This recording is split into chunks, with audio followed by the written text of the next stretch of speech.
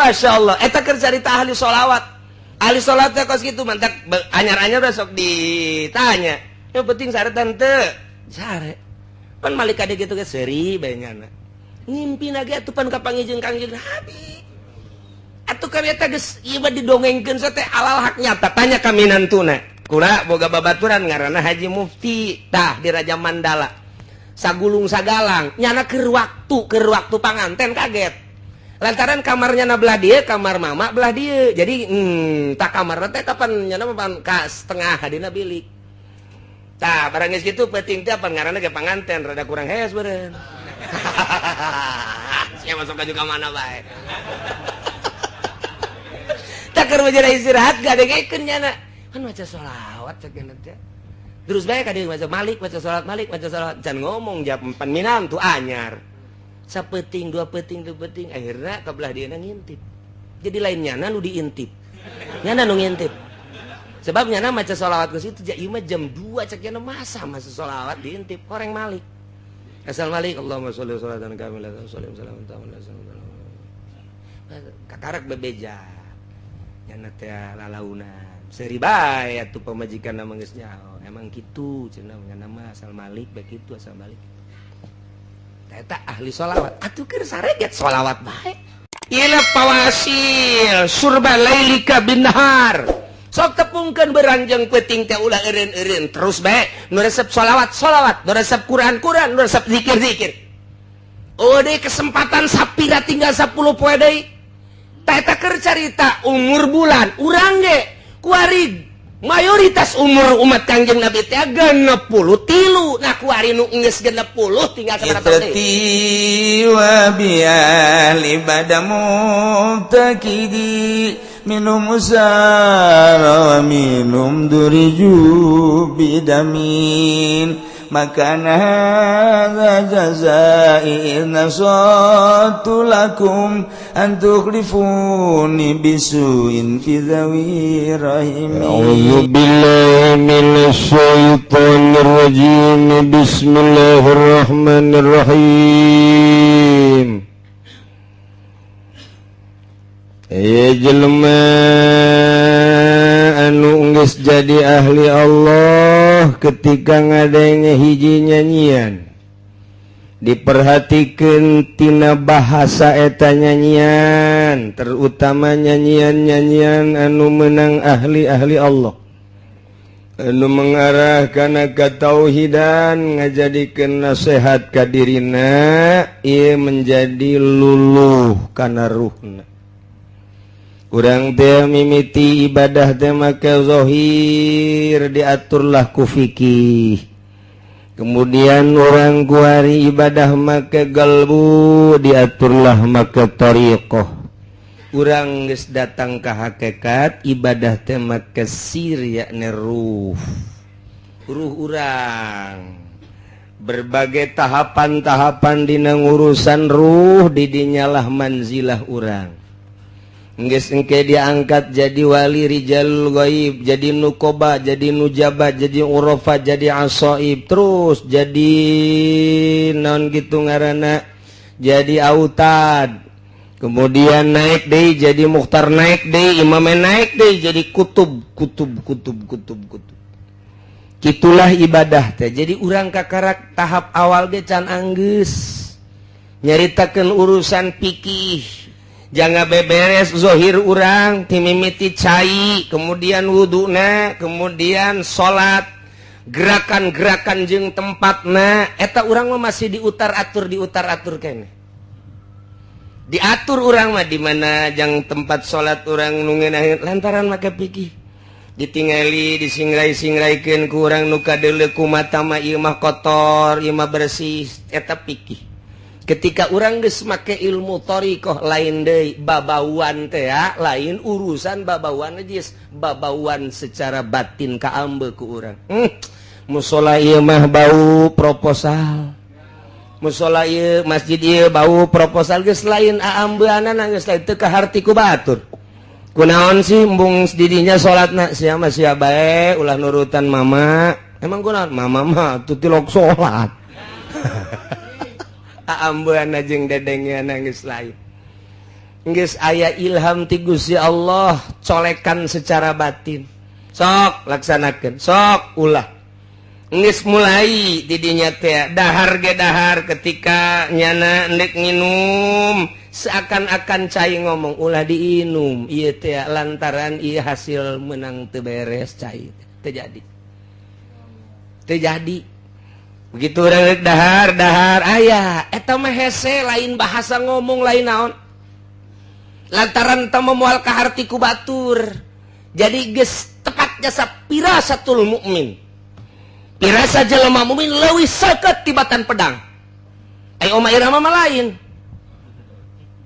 serius ya bicara itu lebih tajam daripada pedang maka hati-hatilah eta bicara ieu mah lain perasaan mentek sing hade manghareupan jelema mukmin anu geus tajam pirasatna lain deui ya dahar wae sia mah nya mah teh urang emang mama soboh mama emang kumaha tuh geus 2 kali ya paingan tah mah lain pirasat tah mah kos kitu mah kamangkaran tah mah iya pirasat kabelah dituna geus datang ka hakikat nyahoeun tadi mah kakarak bisikan-bisikan melalui ilham kuari mah geus jaho jadi geus jaho kana jati dirina geus jaho jati diri eta sangu jati diri eta cai jati diri eta kopi jati diri dan berbagai-bagai jati diri sakumaha nu ka Kangjeng Nabi ya batu teh uluk salam ka Kangjeng Nabi assalamualaikum ya Rasulullah tangkal kayu assalamualaikum ya Rasulullah tangkal korma assalamualaikum ya Rasulullah masyaallah kabeh ngaromong krikil assalamualaikum ya Rasulullah geus nyaho kadenge hakikatna nu matak moal ka harti hiji kiai babarengan kamari kula maca kitab jeung Habib Rozak aya Habib jualan kitab jadi dibaca sakedeung ku kula nah aya hiji kiai diiringkeun ku muridna kemudian nyana teh ka tempat hewan mun urang mah naon ngaran tempat hewan teh nu muroba ieu anu manuk segala gitu ke kebun binatang nyajak ke kebun binatang tah si kiai teh anu geus datang ka hakikat datang jeung murid-muridna biasa seserian segala naon ternyata horenganan di kebun binatang ari waliullah mapan maraca salam ka nyana assalamualaikum ya Rozak salam atuh nyana ge waalaikumsalam muridna kaget waalaikumsalam ka saha Waalaikumsalam biasa murid kaget kabeh tapi biasa bae guys datanglah ke tempat monyet kabeh mararenta monyet teh ajlok-ajlokan cek kieu teh bere kabeh nu aya bere mararenta eta kabeh monyet kabeh marah tuh terus bae nyana ngomong sia nyaho ka bahasa monyet tadi henteu eta teh kabeh ngaronjang-ronjang mararenta sia nu aya di sia teh coba kami ieu di jero kebun binatang teh kurang parab tah bahasanya nah kos kitu tah oh kitunya urang inditnya dah waalaikumsalam warahmatullahi wabarakatuh geus beres datang deui ayeuna ka hiji tempat babarengan di dinya teh tah geus balik ti kebun binatang jeung murid nu lain-lain nu milu jeung nu teu milu bareng rakyat masyarakat pamarentah aya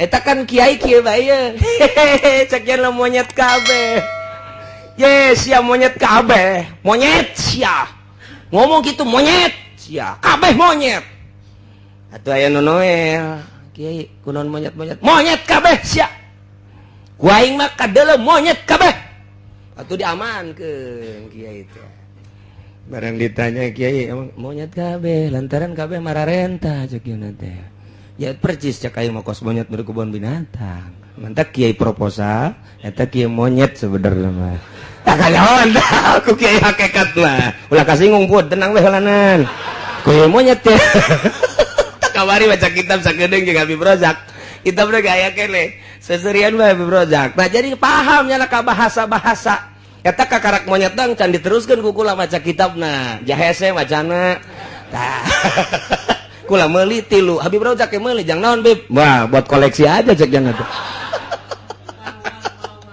Ya Allah ya Karim, aya deui hiji deui. Kukula dibaca deui, dasar kedeungdeung bari ngobrol doang. Masyaallah rame orang eta kitab. Masyaallah aya perangan segala ta kitab teh. Ente mah pan mun maca kitab jelok rame. Tapi lamun maca majalah mantap. Wih, susuna gede amat yeuh. Waduh. Rese baca kitab aja ya mubtada khobaran aya syarat jeung jawaban. Hese lah pokona maca kitab. Datang ke kuari kitab teh bisa-bisa dibacana. Ai majalah mana releng bae. Komo aya gambaran teu kudu dibaca. Pokona gambarna bae deuleu. Di HP, HP-keun, diakses ka HP. Aya kan pun di jerona. Wih, mantap ieu mah terbuka dua belah dadana. Wah. Diakses bloon teh kiai. Aya kari ya Allah, sakitu ge kiai komo lain kiai. Eta HP teh kos gara itu. Nah, ieu keur carita jelema anu ibadah ka Gusti Allah. Mun kuari ku urang diutar atur urusan zahir ka tempat-tempatna jeung sagala rupana. Ketika geus ibadah melalui thariqah, pohoan ka tempat. Sebab naon di mana bae Allah aya. Endek naon masih nikeun tempat. Di masjid jeung di imah nu disembah Allahna eta-eta keneh. Di kota jeung di kampung nu disembah Allahna eta-eta keneh. Di nu rame jeung di nu sepi Allahna eta-eta keneh. Kok make aya perbedaan-perbedaan? Aya di nu loba jelema bangol husu teh salatna. Aya di jero kamar make kaos merek Rinso. Oh, bloon teh kiai. Di kamar mah tenang bae make kaos cangklek. Ya Allahu Akbar. Nu Rinso, nu Dino macem-macem geus teh pokona mah. Tah. Tapi kan di masjid mah nyalah henteu sanggupeun da teh make merek Rinso. Lamun aya kiai nu di kamar jeung di masjid beda, eta kiai ondo.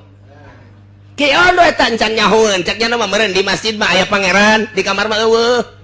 Ge aya perbedaan. Nah, eta kiai kakarak berbau pikih doang, jadi bae kos kitu ngan mikih. Encan datang kana noriko, ketika noriko tetep bae di luarnya make jubah, di jero make jubah. Kos kitu bae salat ge. Sarua bae sebab Allah na eta-eta keneh. Nah, geus nu kos kitu mah mun nyaritakeun Mekah biasa-biasa bae. Sebab naon? Jelema aya nu ka Mekah tapi hatena mah di kandang kebo. Keur toap inget ka eneng. Eneng aing sanu urusannya cek nya. Ada jelema nama keur toap deui nya jeung Haji Pudoli. Atuh gitu waduh. Bismillah, Allahumma hatena mah eneng aing di mana? Saha nu ngurus? Pada tadi hareupeun Baitullah. Tapi ahli Allah sanajan di kamar, di imah, di mushola tetap Allah. Teu inget ka eneng, teu inget ka mobil, teu inget ka naon. Paling sekedar kazaki ya lumayan lah. Saya tiga-tiga teu bener bod. Rusak. Lamun lain ahli Allah tetap ibadah rusak bae hese bae. Tak ketika dek bae jadi ahli Allah, geus akur bae. Ketika datang waktu sholat di jalan, Allahu Akbar, tenang bae, ih bumi Allah, kalem bae, masalah. Ketika geus datang ke hakikat, geus lain deui, geus bae kadeuluna ge teu sholat, kadeuluna ge teu sholat, padahal mah sholat, kan kiai teu sholat, ulah ngikut kiai geus, ulah sok haju ka kiai sia bae lah sholat, emang kiai di mana? Di Mekah sholat. Geus moal gaharti teu bisa pake lalagaan lantaran kadang-kadang di dieu mah kadeuleu teu salat horeng di anu mah aya. Saya geus kos kitu mah lantaran tadi teh ya urang mah ngaji ge hayang rame, urang mah ngaji teh masih kena kompetisi dina karamean. Wali mah geus lain kitu. Ngaji bangun pindah. Ngaji bangun majelis salim pindah. Geus teu hayangeun nya nama bangunan-bangunan kos kitu jang naon. Nu penting mah jelema nyaho ka Allah dituntun ku aing, tina teu nyaho ka Allah jadi nyaho. Ku aing geus jaraho, atuh geus dipasrahkeun, geus sia geus nyaho, geus titipan ilmu, mama mah deuk berangkat deui. Neangan deui tempat nu sepi, ayo nuduhkeun ka Allah kadanan ku kitu atuh ulah proposal, besi bau monyet. Ya monyet nu sok kikieuan besok geura urang ka dieu, ka mana karah ka Solear. Ka Solear, di mana karah Solear teh di mana karah? Di Padegelang, ngaco. Bungennya na besi pajar baturna.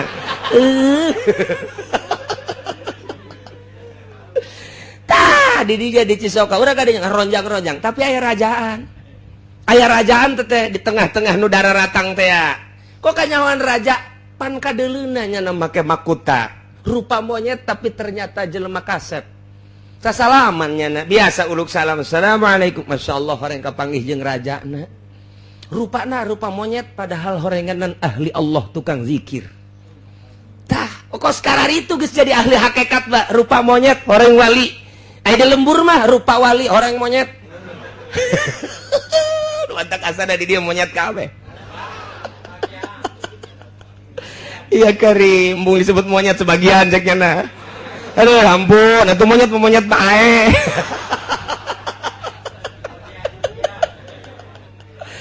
nah iya ketika geus datang kadinya ngadenge siiran lain deui izal isrunamin di mana tanggal 20 tina bulan Syaban geus kaliwat berarti tinggal 8 poe deui tawasil surbalaili kabinahar sok tepungkeun inuman penting kana berang ulah eureun-eureun nginum wala tasobiak dahi sigorin ulah nginum make wadah nu leutik bila perlu kasrol nomor 12 nu gede ember bila perlu mah lantaran pakodoko zamanu ala sigori geus rupak zaman sempit lamun make nu leutik engke kakurangan dina leutik sempit waktu ieu teh nu mentak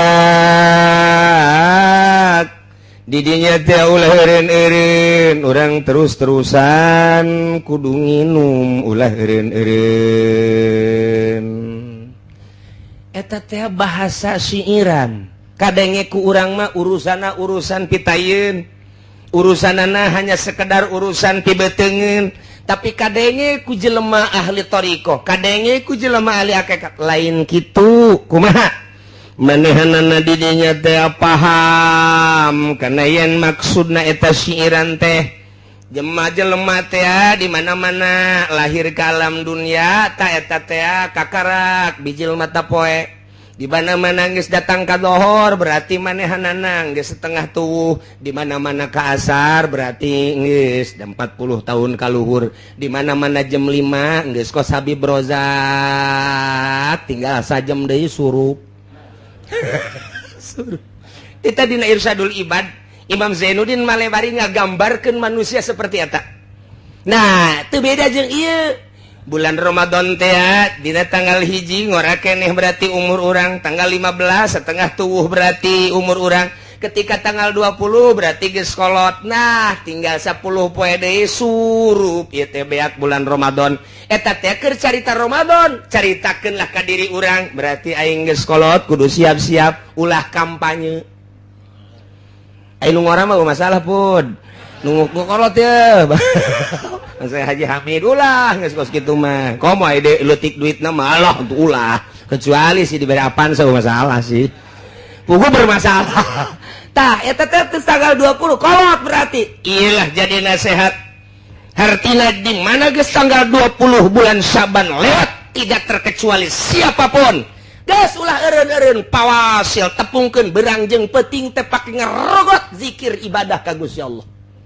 ulah aya kesempatan di luar ibadah ka Gusti Allah beakeun waktu berang jeung peuting pake zikir ka Gusti Allah ulah keur teu hees di jero hees zikir bae emang bisa atuh bisa pan bisa kos gitu sih atuh ente mah hese sih ngomongna ya hese hees beneran atuh pan Kangjeng Nabi masyaallah qalbuhu lam yanam wal ainu qad naisa mata bisa peureum sare golbu nanti atuh warasatul anbiya ge bisa nu mantak guru kula di Banjar Kiai Haji Mumu putra daripada ayah Banjar ketika sare emang kumaha gitu ketika sare tanyakeun gerege ka anakna asal Malik Allahumma sholli salatan kamilah wa sallim salaman ta'ala Malik deui ka dia tan halu bil qur'an faraji bil qur'an deui bener lain lalaga berarti kan terus-terusan nya teh geus lazim terus-terusan ada mul infaq jeung sholawat ajengan Mumu almarhum masyaallah almaghfur lah eta teh asal Malik we kos kitu tah awalna pamajikanna ge kageteun je sare tah henteu sih ka haji tapi sare asal Malik ka Allahumma sholli salatan kamilah wa sallim Malik deh ka dia tan halu bil qur'an Malik aya Habib Rozak apa lain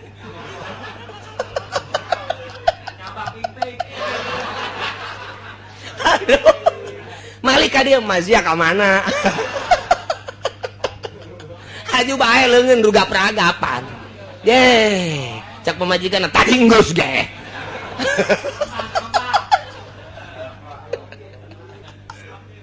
Beda. Masya Allah. Eta keur carita ahli sholawat. Ahli sholawat teh kos kitu mantak anyar-anyar udah sok ditanya. Yang penting saretan teu. Sare. Pan malik kade gitu ge seuri bae nyana. Ngimpi lagi atuh pan kapangijeng Kangjeng Nabi. Atuh kami eta geus ieu mah didongengkeun teh halal hak nyata. Tanya ka minantuna. Kura boga babaturan ngaranna Haji Mufti tah di Raja Mandala. Sagulung sagalang nyana keur waktu panganten kaget. Lantaran kamarnya na belah dia, kamar mama belah dia. Jadi tak kamar teh kapan nyana papan ka setengah dina bilik. Tah barang geus kitu penting teh apa ngaranna ge panganten rada kurang hees beureun. Sia masuk ka mana bae. Tak keur bejana istirahat gadegekeun nyana. Kan maca sholawat cek teh. Terus bae ka dieu maca malik, maca sholawat, can ngomong jap pan minantu anyar. Sapeting, dua peting, akhirnya kabelah dia ngintip. Jadi lainnya nu diintip. Nyana nu ngintip. Sebab nyana maca sholawat ke situ ieu mah jam 2 cek nyana masa sholawat diintip koreng malik. Asal malik Allahumma sholli sholatan kamilatan sholli salamun ta'ala. Kakarak bebeja. Nyana teh lalaunan. Seuri bae atuh pamajikanna mah geus nyaho. Emang kitu cenah nyana mah asal malik bae kitu asal malik. Eta ahli sholawat. Atuh keur sareget sholawat bae. Okos jelema neangan nomor. Eta teh keres da ge 5050.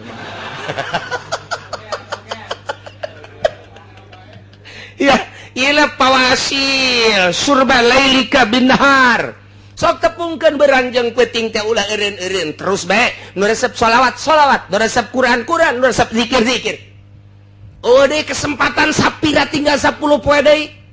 Eta keur carita umur bulan urang ge kuari mayoritas umur umat Kangjeng Nabi teh 63. Nah kuari nu geus 60 tinggal sabaraha tahun deui. Nah moal ka mana boa? Siga teh nu geus 62 berarti sabaraha deui? Nah, lamun geus 60 kitu 2 bulan 29 poe sabar pede. Siga de, nah iyalah kadengena ku ahli Allah mah ieu teh nasihat ka dirina aing teh geus kolot. Berarti tereh balik ka ditu geus ulah dieureunnan ieu zikir ka Gusti Allah kapaham ku nyana tina hiji nyanyian ieu teh. Maksudna mah kos kitu nu mentak nyana teh terus-terusan neja pahama la wajhi terus akhirna tidinya nyana siap berangkat wa zahaba ila Makkah terus ka Mekah lantaran boga perasaan di Mekah maluwih bundal ibadah teh ka Gusti Allah geus pabakia bihimanya biha nyana cicing di Mekah mujawiron jadi urang Mekah hatamata manehanana sehingga maut di Mekah. Itulah cerita ahli Allah neruskeun nu kamari teh eta. Ya, kama waqa'al rajul allazi sami'al ghail. Hiji jelema ahli Allah ngadenge ka jelema nu nyanyi nyanjana model kos kitu jadi nasihat ka dirina. Oh, aing geus kolot geus, aing dek ka Mekah, di Mekah dek cicing, dek ibadah ka Gusti Allah Subhanahu wa taala. Lantarannya na paham pahimanal umrah idza zahaba juluhu di mana geus leungit gegedena umur berarti pakod korubal ajal deukeut kana ajal tareh paeh wadoko jeung geus rupek azamanu zaman alal ibadati sugro kana ibadah sugro berarti manehna geus siapa lubul maudi allazi takunu fihi al ibadatul kubra nuk siap ku ari menuju ibadah anu pohara cik urang mah. Akhirnya manehanana hayang ditikel-tikel pedapu pihil amal. Geus ku aya kitu pindah ka Mekah cicing datang ka maut. Nah, eta teh diprediksi wa hadzal rajul kana minal ulama'il mujtahidin. Eta lalaki ngan sakadar pangkat ulama mujtahid hungkul teh walau kana minal arifin mun nyana ahli ma'rifat wali mun cak urang mah eta teh lemah taja ila zihabi Makkah teu kudu ka Mekah ahli ma'rifat mah bal ibadatul qulub mudha'afa balik tah ibadah hate ditikel-tikel bi'afin katsirah dengan tikelan anu loba tanpa manehna ka Mekah cukup bae di imah ja pangeran nama eta keneh mentak ahli marifat mah ngajauhan ti Mekah ngajauhan lamun di Mekah ieu kuari geus teu balener jauh jana mah geus bae bandingan ulah di Mekah cek nya maning di lembur bae di kamar teu nyaman ieu teh teu nyaman neangan kanyamanan. Nah, kalau lantaran ahli marifat mah di mana bae nyaman, di kota nyaman, di lembur nyaman, di leuweung nyaman, geus tilok pindah-pindah.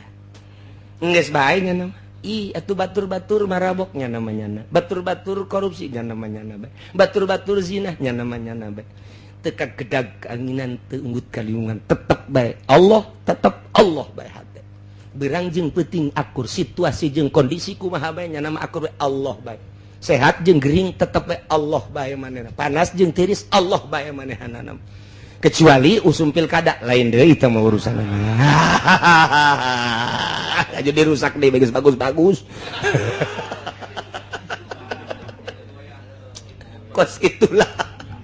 Kos gitulah caritana ahli Allah mah atuh biasa bae.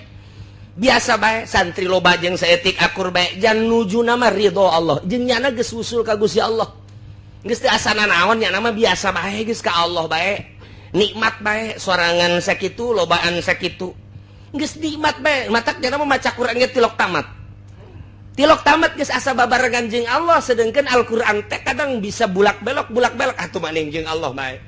Zikir lagi lain cara zikir nu biasa batur mah zikir la ilaha illallah la ilaha illallah la nah nama henteu ngahanung bekos ku bade henteu kieu sebabna mata anak zikir ka Gusti ceuli zikir ka Gusti melalui tafakur tadi jang naon cicing di Mekah aing sakadadek balanja teh kokoneng mah tuh je atuh deuk da naonan atuh maning di lembur pake tafakur ka Gusti Allah. Dan mantak nu tadi lain goreng ngan sakadar ulama ahli mujtahid ahli ijtihad lamun nyana bener-bener kanon kitu ngaranna katapakuran ku nyana eta syiiran tentu teu kudu ka Mekah cicing di imahna di kamar sorangan biasa bae akur bae Allahna eta keneh kajen kuku mage nu kasipatan ku wujud kidam baqo mukhalafah lil hawadis qiyamuh binasuh daniyat qudrati radat ilmu hayat samawat tah eta kabagi kana opat aya sifat nafsiyah aya sifat geus kabeh eta keneh Allahna maha ngarungu, maha uninga, maha kitu, naon kitu ngaran ningali, maha sagala-galana wa huwal qahiru fawqa ibadi. Geus bae titik di dinya ayana, di dinya cicingna, di dinya ibadahna, nikmat ka Gusti Allah. Teu dirubah-rubah. Geus bae ngaheunya nama. Tah kos kitulah jadi hiji syiiran teh dijadikeun nasihat ku manehana. Kitulah ahli Allah Subhanahu wa ta'ala. Nu mantak engke ngararomong kabehan hewan-hewan ngomong kamari aya deui tah dibaca keur aya keneh Habib Rozakna dininya. Aya hiji jelema kapanggih jeung hewan. Asalamualaikum. Waalaikumsalam. Ngaduakeun tah nyana teh atuh wali mah kieu alhamdulillah. Paingan di zaman Kangjeng Nabi Sulaiman batur teh titah baralik cukup ku doana sireum horeng sireum ge ngadoa. Ieu ge diurang ieu panca Kangjeng Nabi laula make bahasa laula andai kata teu aya hewan-hewan niscaya makhluk-makhluk kabeh moal dihujanan ku Gusti Allah lantaran daroraka ka Gusti Allah.